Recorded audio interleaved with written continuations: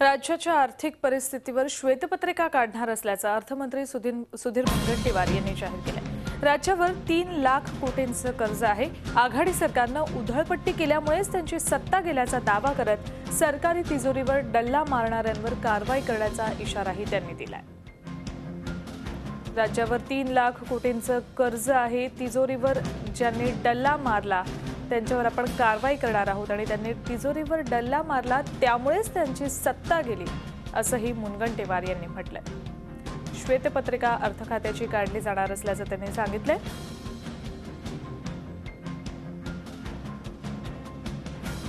राज्यावर सुमारे 3 लाख कोटीपेक्षा जास्त कर्ज आहे आणि एकूण राज्याची आर्थिक परिस्थितीची दारुण अशी चिंता व्यक्त केली जाते।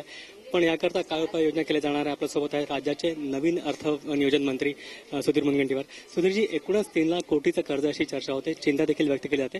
काय पावलं उचलली जातील राज्याला या परिस्थितीपासून वाचवण्याकरता? या कर्जातून आम्ही जर योग्य पद्धतीचं सिंचन करू शकलो असतो, योग्य पद्धतीने वनसंवर्धन करू शकलो असतो, चांगले रस्ते या राज्याच्या जनतेला देऊ शकलो असतो तर हे कर्ज उपयोगी लागलं असं आपल्याला म्हणता आलं असतं। कर्ज काढलं 23,000 कोटीचं व्याज भरतो आपण दरवर्षी।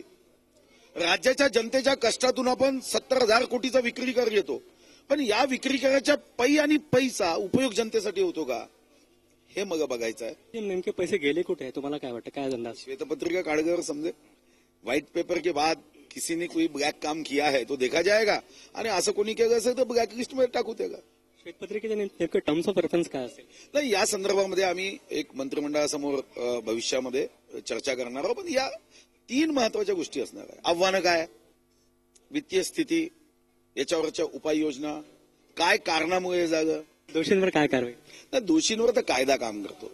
तो काही मी वित्तमंत्री म्हणून आज आहे उद्या असणार नाही। शेवटी कायदा हा जनतेने घटनेतून दिलेल्या अधिकारातून जो कायदे तयार होतात त्या कायद्याचं काम आहे की जे दोषी असतील तो कोणी असो, छोटा असो की मोठा असो, राजा असो की रंक असो, यामध्ये कायद्यामध्ये तर आपण कधी बदल करत नाही। कायद्यासमोर तर सर्व प्रधानमंत्री पदापासून तर ग्रामपंचायतच्या ग्रामपंचायत सदस्यापर्यंत सर्वांना समान समज कायदा आपलं काम करेल। आपण ऐकलं की राज्याची प्रचंड प्रमाणात आर्थिक लूट झाल्याची शंका व्यक्त केली जाते आणि याकरता जे दोषी आढळतील त्यांच्यावर कारवाई केली जाईल असे स्पष्ट संकेत मंत्री महोदयांनी दिले। व्हिडिओ जर्नलिस्ट मंगेश हस्तकसह अखिलेश हळवे, झी मीडिया, नागपूर।